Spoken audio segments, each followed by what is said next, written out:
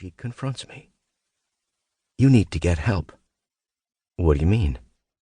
"You know exactly what I mean."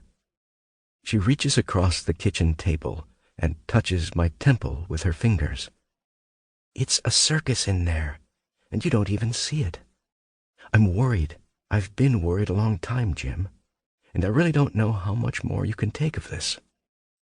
She only uses my name when she wants to instruct, and her tone is sincere. "Every night you drink until you pass out because you can't sleep, but the drinking only makes the nightmares worse. Something has to give," she says. "There must be some kind of medication you can take."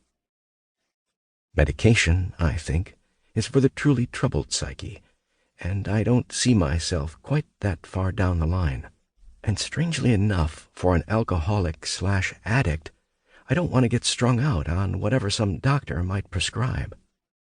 Depression and nightmares, however, frequently go hand in hand, and I figure that if I can remedy one, I'm bound to see improvement in the other. I'm also not altogether enamored by the idea of bearing my soul to a psychiatrist, so in my initial plan of attack I make an appointment with a general practitioner. On my first visit, I tell him I'm depressed. "Have you had a recent crisis?" he asks.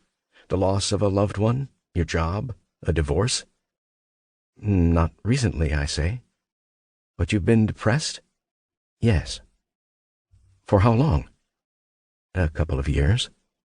"It's been much longer, but I don't want to make a bigger deal out of this than it already is, so I lie. And it's that easy. 10 minutes later, I'm out the door with a prescription in my pocket, cautiously hopeful that maybe, just maybe, these pills might work.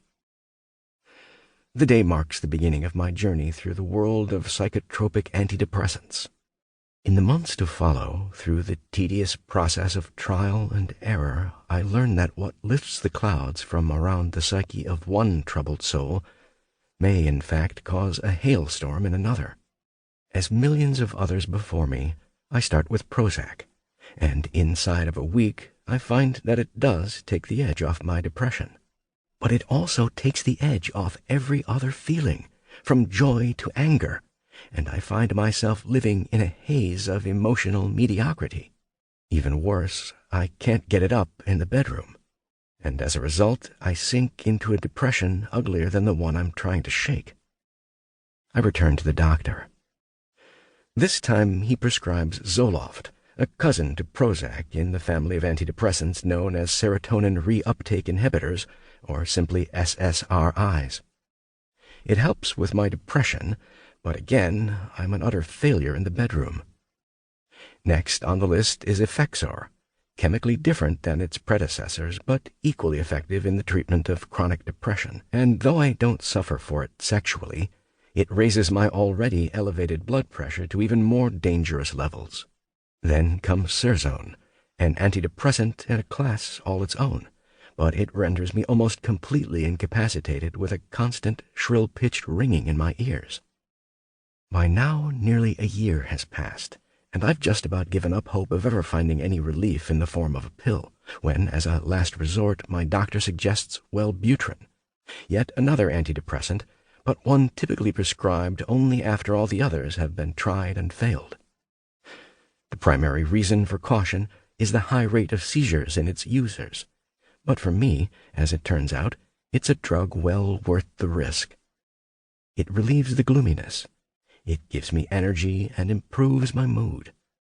Had I been honest with the doctor on the first visit when I filled out the questionnaire in the waiting room, the one asking whether or not I use or have ever used narcotics, I could have saved myself a lot of needless misery.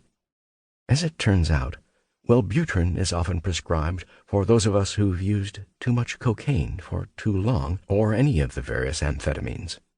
In doing so, we've damaged our brain's ability to produce dopamine, one of 3 neurotransmitters responsible for a feeling of well-being, frequently condemning the worst of us, the hardcore abusers, to a lifelong mental slump. My search for the right antidepressant ends well, but as far as the nightmares go, they remain unfazed through the entire ordeal.